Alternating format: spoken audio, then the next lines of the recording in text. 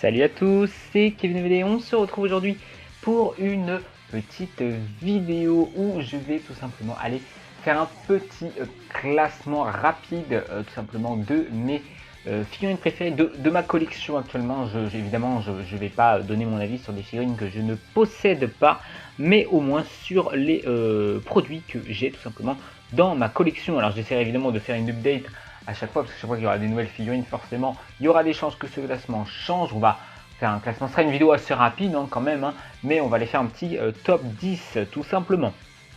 Et ben je vais tout de suite engager ce classement tout simplement par la 10e position, qui va être le Goku Super Saiyajin Super Master Star Piece 2 dimensions, donc figurine qui est sortie en plusieurs moments. Donc moi j'ai eu la dernière version donc sortie de mémoire en 2020 ou 2021, tout simplement. Donc figurine d'une trentaine de centimètres et qui, il faut le dire, est vraiment magnifique. Elle est vraiment magnifique, tout simplement.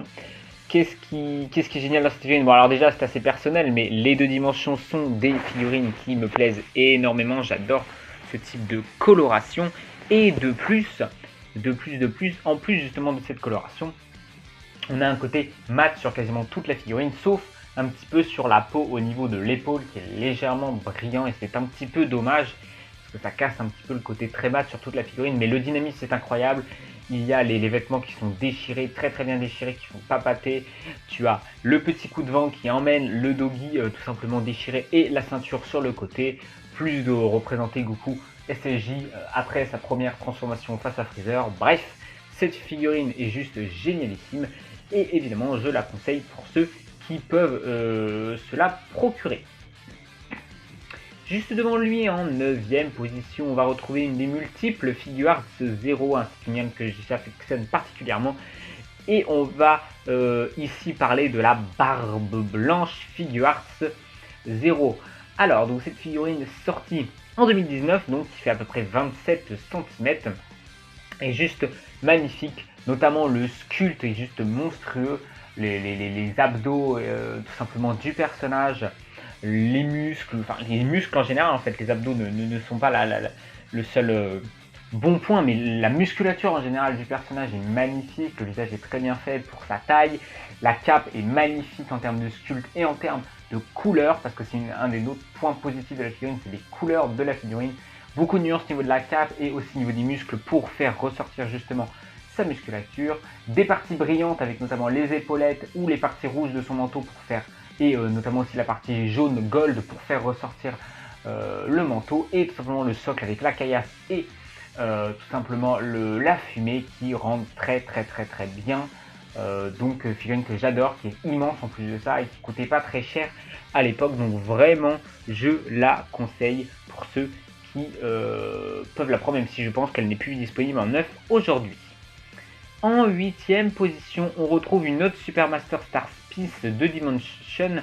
Cette fois-ci, elle est couplée au concours, tout simplement, dont je n'ai plus le nom. Des World Figure Colosseum, voilà, pardon.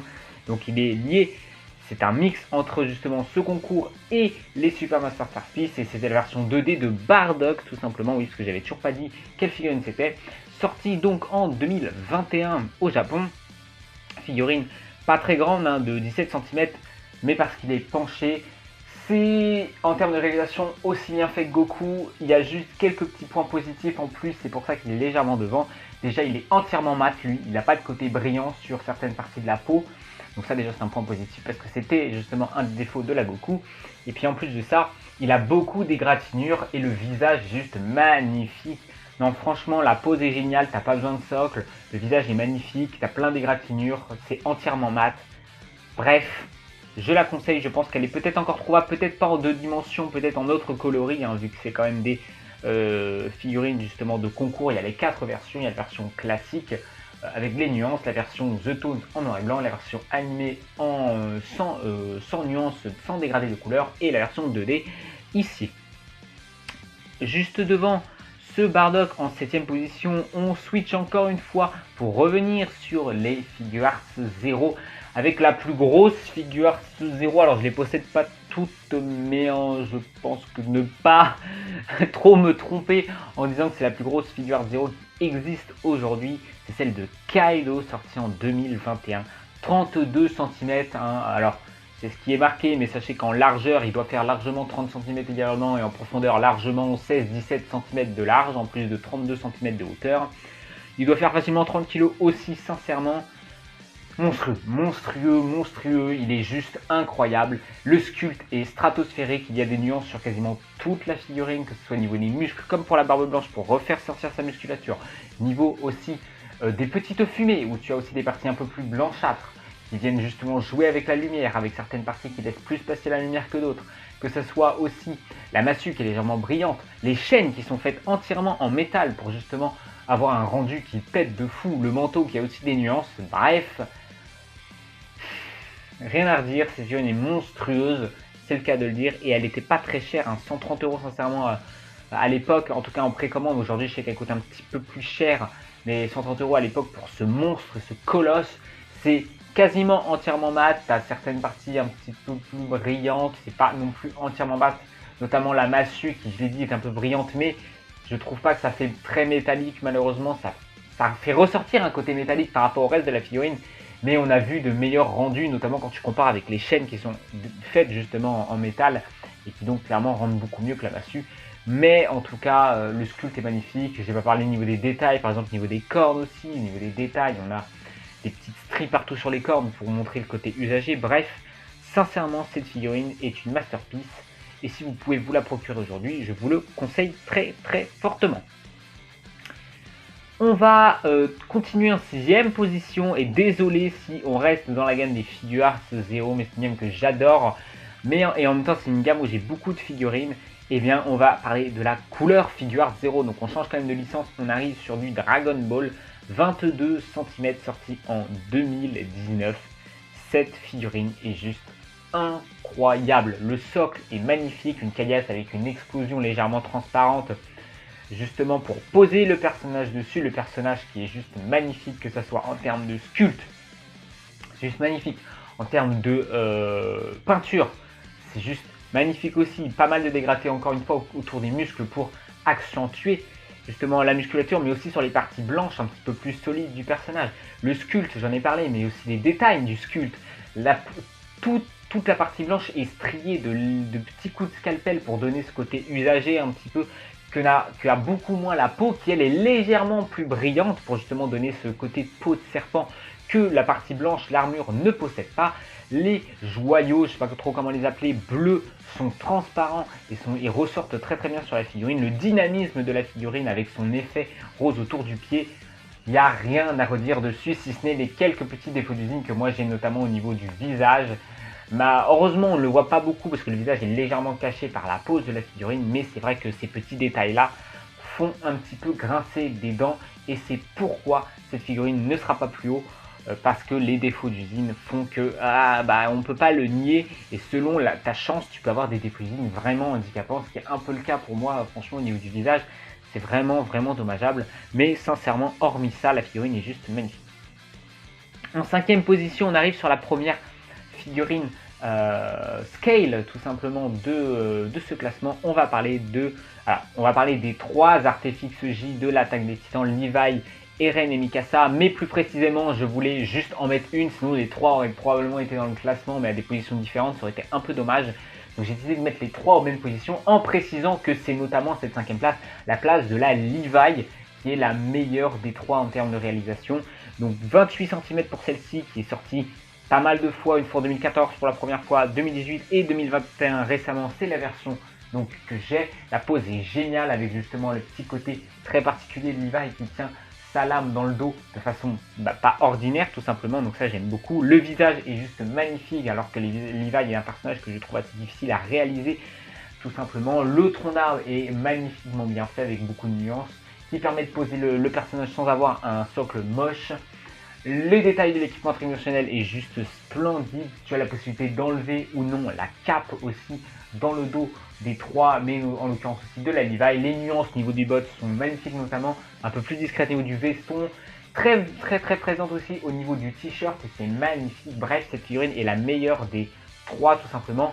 Si je devais classer un petit peu, la seconde serait pour moi la RN qui est quasiment parfaite.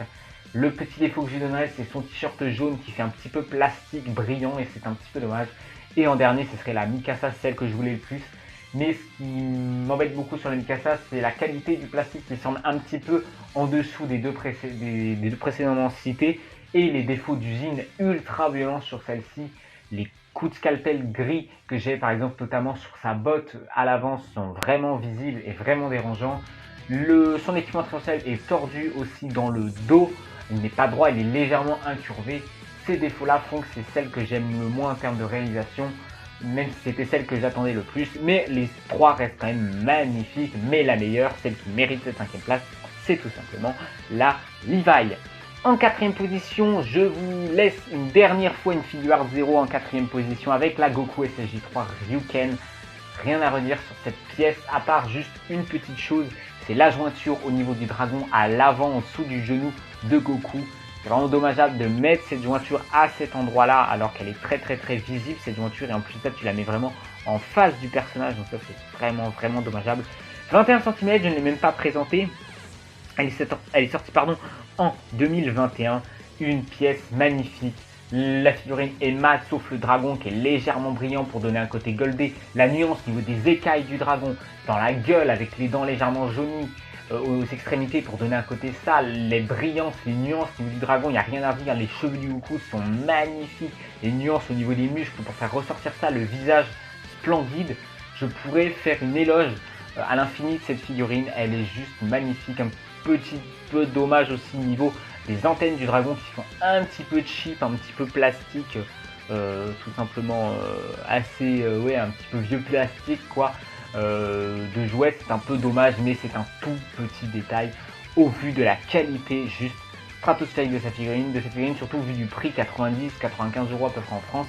C'est quasiment donné au vu de la qualité du produit.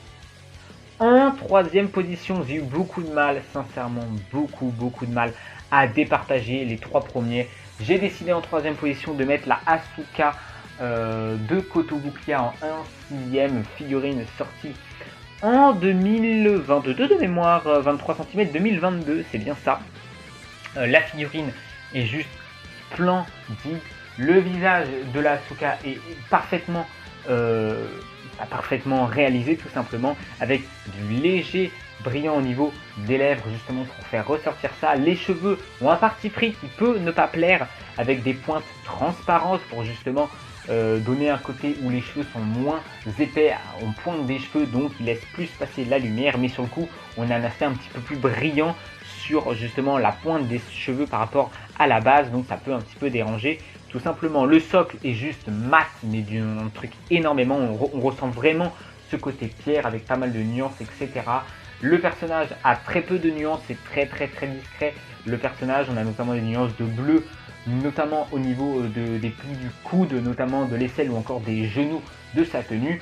La tenue entièrement brillante, latex justement, pour justement donner ce côté latex, cuir, plastique, je ne sais pas trop quel type de matière c'est, mais justement pour ce côté laqué qui fait ressortir la tenue justement par rapport au reste de la figurine, que ce soit le socle ou le visage qui est entièrement mat.